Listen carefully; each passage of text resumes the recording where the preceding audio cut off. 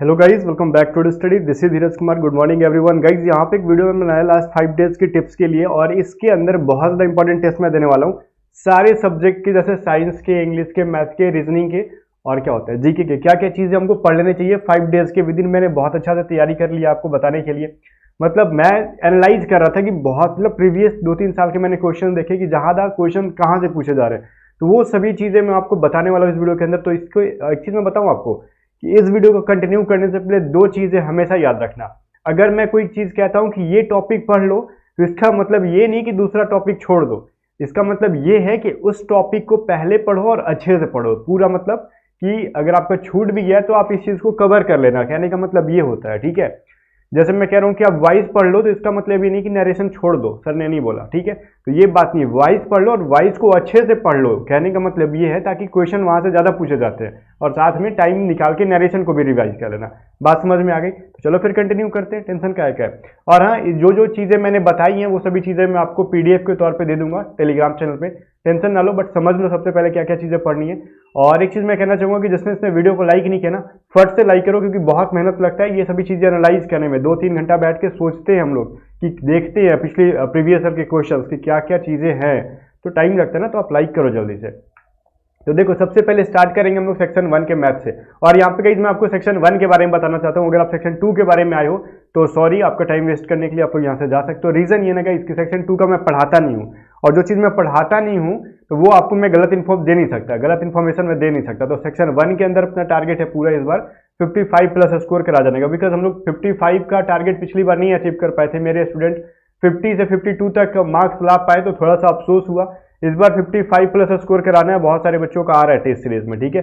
कैसे आ रहा है वो पूरी, मतलब शुरू से वो मुझे फॉलो करते आए हैं, इसकी वजह से आ रहा था। देखो आपका भी आएगा, ध्यान से सुनो। यहाँ पे मैथ सेक्शन 1 में सर यहाँ पे लिखा हुआ है बस इतना टॉपिक नहीं, भाई रुक जा थोड़ा, ये एडवांस मैथ लिखा हुआ है।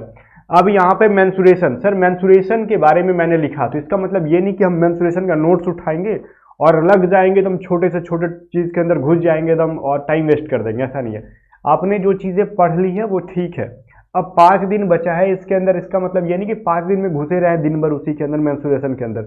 अब निकलो जरा बाहर, अब टाइम आ गया है ऊपर ऊपर ऊपर ऊपर बटर खाने का, ठीक है। हम लोगों ने अंदर अंदर बहुत बटर निकाल लिया दूध को मंथन करके, अब उस बटर को खाने का टाइम आया। अब कैसे खाना है ये चीज मैं बताता हूँ। देखो ये चीज क्या है, मेंसुरेशन। मेंसुरेशन में हम लोगों ने बहुत सारी चीजें पढ़ ली, लाइक हम लोगों ने सर्कल पढ़ लिया, हम लोगों ने ट्रायंगल पढ़ लिया, हम लोगों ने क्या पढ़ लिया, सिलेंडर पढ़ लिया।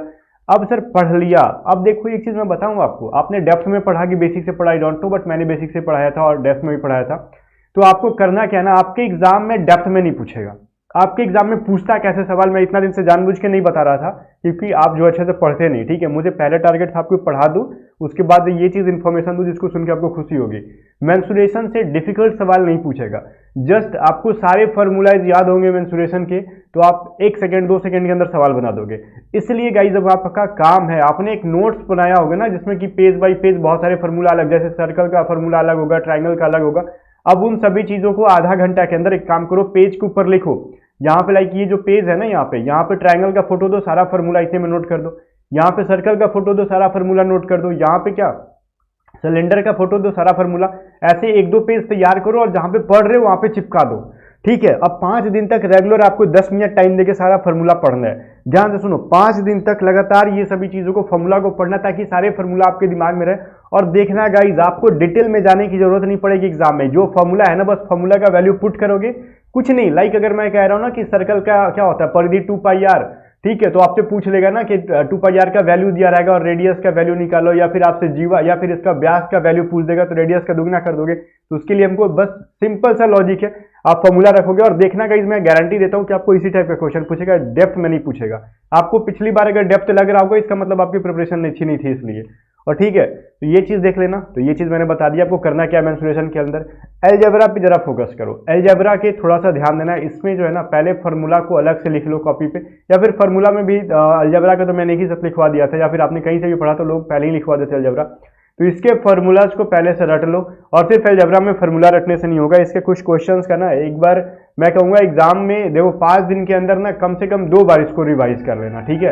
अलजेब्रा को गाइस 2 बार आप रिवाइज कर लोगे 5 दिन के अंदर। ऐसा मैं क्यों कह रहा हूं, क्योंकि अलजेब्रा के फॉर्मूला रोज कंफ्यूजन क्रिएट करता है। तो इसके फॉर्मूला को कम से कम 2 बार पढ़ लेना। जैसे मेंसुरेशन मैंने बोला रोज पढ़ना, बट अलजेब्रा आप 2 बार पढ़ लेना और मतलब 5 दिन के अंदर आपका काम चल जाएगा और एग्जाम में 1 से 2 क्वेश्चन पूछे जाते हैं और आप पूरा बना लोगे। ट्राइगोनोमेट्री, अब ध्यान से सुनो बच्चा, ट्राइगोनोमेट्री के बेसिक से कोई सवाल यहाँ पे पढ़ने हैं आपको। अब इन डेप्थ नहीं जाना, हमको करना क्या क्या है ना, यहाँ पे हमको पहले बेसिक से फॉर्मूला साइन कोस टैन के जो मैंने पढ़ाया था, लंबट आधार, ये सभी चीजें जो थी वो फॉर्मूला को हमको पढ़ लेना है पहले तो बेसिक। और बेसिक ट्राइगोनोमेट्री पूछेगा आपके त्रिकोणमिति एग्जाम में। और इसके बाद हम लोग एंगल को कन्वर्ट करते हैं। जैसे मान लो एंगल मैंने लिख दिया cos 3330 3330, ऐसे करके मैंने कुछ वैल्यू दे दिया, उसको कैसे निकालना है ये वाला टॉपिक पढ़ लेना। इसके बाद गाइस ना मैं कहना चाहूंगा ट्रायंगल बेस्ड जो ट्राइगोनोमेट्री होता है, एक साइड का वैल्यू निकालना इस तरीके से, इन सभी चीजों को पढ़ लेना। और हाँ, एक चीज ट्राइगोनोमेट्री के अंदर बहुत इंपॉर्टेंट चीज, आपको साइन से लेके कॉसेक तक का, 0 से लेके 90 तक का सबका वैल्यू मुंह पे याद होना चाहिए, बिकॉज क्वेश्चन यहीं से देते हैं। ठीक है, साइन से लेके कॉसेक तक, कहने का मतलब सभी छेओ के छेओ का, और 0 से 90 डिग्री तक का वैल्यू आपकी जुबान पे होना चाहिए। बिकॉज कल ही देखो एक बच्चा यूट्यूब पे कमेंट कर रहा था, वो मुझे सिखा रहा था कॉसेक 30 डिग्री का वैल्यू शायद उसने √2/3 या फिर ऐसा कुछ करके मुझे बता रहा था। मैंने बोला नहीं भाई cos 2 होता है, सॉरी कॉसेक 30 का वैल्यू 2 होता है। तो वो कह रहा है सर आपने गलती, मैंने वीडियो में पढ़ाया था तो वो मुझे सिखा रहा था। अब सोचो वो बच्चा पिछले 2 महीने से 3 महीने से पढ़ाई कर रहा है और मैं पिछले 3 साल से पढ़ा रहा हूँ, और वो मतलब अर्ध ज्ञानी इंसान वो आगे पढ़ा रहा है, तो इसका मतलब उसको याद नहीं अच्छे से। ठीक है, तो ये जो है कॉन्फिडेंस लाते हो अच्छा है, बट ये गलत कॉन्फिडेंस मतलब ओवर कॉन्फिडेंस कहते हैं उसको हम लोग। तो ये चीजें जो गाइस यहाँ पे ध्यान देने का, आपने को पूरा डिटेल में जाके ट्राइगोनोमेट्री का जो ये वैल्यू याद करना है ना, cos 0 डिग्री का क्या होता है, 30 डिग्री क्या होता है, 45 का वैल्यू क्या है, हमको 60 का वैल्यू क्या है, 90 का वैल्यू क्या है, सबको जुबान पे रखना है। सब किसी ने बोला फट से आंसर दो, किसी ने बोला फट से आंसर दो, कोई मतलब इसके अंदर सोचने वाली काम नहीं। ठीक है, तो ये है ट्राइगोनोमेट्री, आपको पहले तो इतना कर लेना है। ठीक है, तो जो मैंने बताया ध्यान से सुन लिया होगा आपने, तो आपका सवाल बन जाएगा। अब ज्योमेट्री में सर बहुत बड़ा चैप्टर है, क्या क्या पढ़े सुनो। ज्योमेट्री के अंदर 2-3 चीजें पढ़ो जहां से सवाल पूछ जाती है। ज्योमेट्री में एक जो ट्रायंगल बेस्ड क्वेश्चन देता है, 2 तरीके से सवाल आपके देगा। ये मान लो ट्रायंगल है, ठीक है, सुनो पहले यहाँ पे ये एक ट्रायंगल है, क्वेश्चन किस टाइप का देता है वो चीजें जाकर रिवीजन कर लेना। आपको ना यहाँ पे ABC में कहेगा ना B और C से, इन पे ना एक ये जो एंगल निकला होता है, तो आपको या तो ये एंगल का वैल्यू दिया रहेगा तो ये निकालना होगा, या फिर आपको इस पे सेंटर पे बना हुआ जो एंगल दिया निकालना होगा, तो मतलब दिया रहेगा तो ऊपर का A का वैल्यू निकालना होगा। तो इस टाइप से मैंने पढ़ाया था, तो उसको जाके पढ़ लेना। ये 2 टाइप्स के क्वेश्चन होते हैं। ठीक है, तो इन दोनों टाइप्स के क्वेश्चन को पढ़ लेना, पहला नियम ये। अब एक ट्रायंगल के अंदर एक चीज और पढ़ोगे आप ज्योमेट्री में, ABC है और BC के पैरेलल एक लाइन खींची जाती है। ठीक है, तो BC के पैरेलल मान लो यहाँ पे D और E लाइन खींची जाती है ना, तो पूछ लेगा किसी एक साइड का वैल्यू पूछ लेता है। तो इस मतलब इस बेस पे आपको याद करना है दूसरा तरीका, ये जो मैंने बताया। और दूसरा ये 2 मतलब सर्वांगसम त्रिभुज दिए रहते हैं। ठीक है, यहाँ पे DEF, तो इसमें से किसी एक का वैल्यू दिया रहेगा साइड का, तीनों का वैल्यू दिया रहेगा, और इसके किसी साइड का या फिर इसका एरिया पूछ लेगा, इसका एरिया दिया रहेगा। तो ये 3 टाइप के क्वेश्चंस आपको ज्योमेट्री के अंदर कर लेने हैं। ठीक है, बहुत ज़्यादा इंपॉर्टेंट है।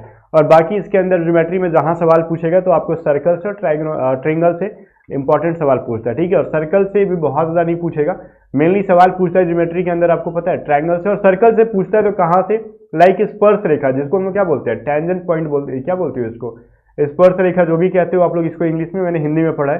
तो मैंने स्पर्श रेखा से पढ़ाया था ना आपको, यहाँ पे एक लाइन खींचा गया प्रतिच्छेदक रेखा, तो इसका एक वैल्यू पूछ लेगा आपसे। तो इस टाइप के क्वेश्चन आपको सब चीज कराई है, तो ये सभी चीजों को आपको ज्योमेट्री के अंदर रिवीजन कर लेना है। ठीक है, पहले जाके। अब लीनियर इक्वेशन आप पूरा पढ़ लेना, ये 1 घंटे के अंदर पूरा पढ़ सकते हो, कुछ है नहीं इसके अंदर। पॉलिनोमियल्स विदिन 30 मिनट्स आप पूरा पढ़ सकते हो। ठीक है, तो इन दोनों को रिवीजन कर लेना अच्छे से। आप बोलोगे सर आपने तो पूरा जाके बताया, भाई पूरा मैंने नहीं बताया, मैंने इंपॉर्टेंट चीजें निकाल के बता दी आपको। अगर वीडियो को आपने ध्यान से समझा होगा तो आपको समझ में आया होगा कि मैथ में, ज्योमेट्री में हमको एक्चुअली पढ़ना क्या है। कुछ लोग सही डायरेक्शन मिलता नहीं है, एक एक पॉइंट को डिटेल में जाके पढ़ेंगे 5 दिन के अंदर। तो 5 दिन के अंदर ये टॉपिक्स आपको पढ़ते जाना है, तो कॉपी पे नोट करते जाओ जो मैंने बताई। अब वहीं पर अरिथमेटिक में क्या पढ़ना है, तो गाइस अरिथमेटिक में अब देखो, अब आपको कुछ पढ़ना नहीं है। कहोगे सर क्या मजाक कर रहे हो, एग्जाम से पहले ऐसी बात कह रहे हो, तो सुनो भाई, अरिथमेटिक में बस आपको प्रैक्टिस करनी है। अब प्रैक्टिस के दौरान हमको ये डिसाइड करना है कि हमको पढ़ना क्या। अगर जो टॉपिक से लाइक परसेंटेज का क्वेश्चन हमसे नहीं बन रहा है तो परसेंटेज ही हमको रिवीजन कर लेना है। अगर हमसे एवरेज नहीं बना तो हमको एवरेज ही कर लेना। अब ऐसा नहीं कि पूरा नोट उठा के 5 दिन में पढ़ेंगे, पॉसिबल नहीं है। अरिथमेटिक जस्ट आप प्रैक्टिस करते रहो, नहीं बन रहा जो चैप्टर, जस्ट उसका जाके फटाक से 15-20 मिनट के अंदर देख लो वो टॉपिक कि कैसे हुआ क्या नहीं हुआ, तो आपको समझ में आ जाएगा। बस यही अरिथमेटिक का खेल है। ठीक है, अरिथमेटिक बार बार शुरू से अंत तक रिवीजन नहीं करते हैं, बस उसका प्रैक्टिस ही रिवीजन कराता है। साइंस में देखो, साइंस तो अपने आप में बहुत बड़ा सा टॉपिक है गाइज, ऑब्वियसली मैथ रीजनिंग से बहुत बड़ा टॉपिक है। जीके जीके से बड़ा नहीं है, बट जीके से जस्ट थोड़ा सा टॉपिक जो है साइंस ही है। तो मोस्टली क्वेश्चन यहाँ से पूछे गए थे, तो इसका मतलब है कि आपको ये टॉपिक पहले कवर कर लेना है। देखो, conversion of energy, conversion of energy क्या होता है? एनर्जी का कन्वर्जन होता है, लाइक अगर मैं पूछूँ कि डायनेमो किस ऊर्जा को किस ऊर्जा में चेंज करता है, ठीक है। सितार जो है वो किस किस ऊर्जा में कन्वर्ट करता है। बल्ब जो है किस ऊर्जा को किस ऊर्जा से कन्वर्ट करता है। तो इस टाइप के क्वेश्चंस आपको दिए जाते हैं। आपने देखा होगा पिछली बार एग्जाम में भी दिए गए थे मोस्टली क्वेश्चन यहाँ से, तो मैंने ये पढ़ाया भी था आपको, और गारंटी है कि वो वहां से बाहर नहीं पूछेगा, तो उतना आप कर लेना इसको। डायमेंशनल फार्मूला जैसे MLT वाला पढ़ते हो ना, ML1 - T - 2 ऐसे करके, वो डायमेंशनल बीमीय सूत्र जिसको कहते हैं, वो एक बार रिवाइज कर लेना, जितना भी आपके नोट्स में होगा या फिर इंपॉर्टेंट जितना भी कॉपी पे होगा, बुक में होगा, वो एक बार रिवीजन कर लेना। Equations of motions, like equations of motion, जैसे हम लोग वेग जो कहते हो ना, यहाँ पे जो कहते हैं ना, जैसे बोलते हो आप लोग एक्सेलरेशन निकालने के लिए, फाइनल वेलोसिटी निकालने के लिए, टाइम निकालने के लिए, या फिर इनिशियल वेलोसिटी निकालने वाला फॉर्मूला, ये पढ़ लेना। इससे क्या होता है ना, यहाँ से कुछ क्वेश्चन न्यूमेरिकल के बन जाते हैं, ठीक है। विटामिन पढ़ने आपको, बायोलॉजी के अंदर कौन से विटामिन किस फ्रूट से मिलते हैं, या फिर कौन से विटामिन कहाँ कहाँ पे मिलते हैं, मतलब सोर्स ऑफ विटामिन आपको पढ़ लेना है, ठीक है। ये चीज पढ़ो। और डिजीज एंड कॉज पढ़ लेना, कौन सी बीमारी किसके कारण होती है, वायरस से होती है, कौन बैक्टीरिया से होती है, तो ये चीजें पढ़ लेना। एग्जाम में क्वेश्चन बनते हैं, देखना एग्जाम के बाद कहोगे सर आपने सच सच बोला था, हर चीजें वहीं से आई। रेसिस्टेंस फार्मूला, लाइक प्रतिरोध से रिलेटेड जैसे पढ़ते हो ना, आर का वैल्यू निकालना होता है, भी आई करके करते रहता है, मतलब आर भी और आई का जो रिलेशन है इन तीनों का, वो पढ़ लेना, क्योंकि यहाँ से न्यूमेरिकल के मतलब क्वेश्चन बन जाते हैं। स्टेट्स ऑफ मैटर पढ़ लेना अच्छे से, ठीक है। यहाँ पे जरा फोकस करो। स्टेट्स ऑफ मैटर क्या कह रहा है, मतलब पदार्थ की अवस्थाएं पढ़ लेना। आप कहोगे सर पदार्थ की अवस्था तो सबको पता है कि हम लोग क्या है, सॉलिड, लिक्विड एंड गैस और प्लाज्मा, और फिर एक क्या आता है आपका, एक जो और आता है इसका नया जो ये क्या बोलते हैं, स्टेट है इसका, पांचवा अवस्था जिसको कहते हैं हम लोग, बोस आइंस्टाइन कंडेंसेट करके ऐसे उसका नाम है, मतलब बोलने में थोड़ा प्रॉब्लम होता है, बट हमको याद है, ठीक है। तो जो चार अवस्था जो सबको पता होती है, तो पांचवा अवस्था के बारे में पढ़ लेना। तो बस यहीं पे लिमिट नहीं है, आपको थोड़ा सा और डेप्थ में जाना होगा यहाँ पे। अब हमको डेप्थ में यहाँ पे ये जाना होगा, लाइक हमको स्टेट ऑफ मैटर के अंदर ही एक चीज पढ़ते हैं हम लोग, विलियन से रिलेटेड, ठीक है। कौन सा कोलाइड विलियन है, कौन सा समांग विलियन है, तो इसके बारे में थोड़ा पढ़ लेना। क्वेश्चन यहाँ से बनते हैं, पूछ देता है कि हवा में मिट्टी का धूलकण का मिश्रण, ऐसे करके क्वेश्चन यहाँ से निकाल लेते हैं, तो ये सभी चीजें पढ़ लेना। बाकी मिसलेनियस आपके नोट्स होंगे या फिर कहीं को बुक में होंगे, तो इसको रिवाइज कर लेना जितना आपने मिसलेनियस पढ़ा होगा। और बाकी इतना करने के बाद फिर टाइम निकाल के पिछला जितना भी नोट्स हो सके उसको एक बार रिवाइज कर लो, ठीक है। बट फर्स्ट तुमको प्रायोरिटी देनी है इन सारे टॉपिक्स को, ठीक है। इसके बाद दूसरा टॉपिक्स की तरफ बढ़ना है, ठीक है। तो पहले इन टॉपिक्स को पढ़ लेना, यहाँ से क्वेश्चन मेनली बनते हैं आपके। आगे इंग्लिश में सर मेनली आपको एक्टिव पैसिव पिछले 2-3 बार से लगातार 2-2-3-3 क्वेश्चन एक्टिव पैसिव से, 2-2-3-3 क्वेश्चन नरेशन से दिए जा रहे थे, डायरेक्ट इनडायरेक्ट जिसको कहा जाता है। तो मेनली आपको एक्टिव पैसिव और इनडायरेक्ट डायरेक्ट को फोकस करना है।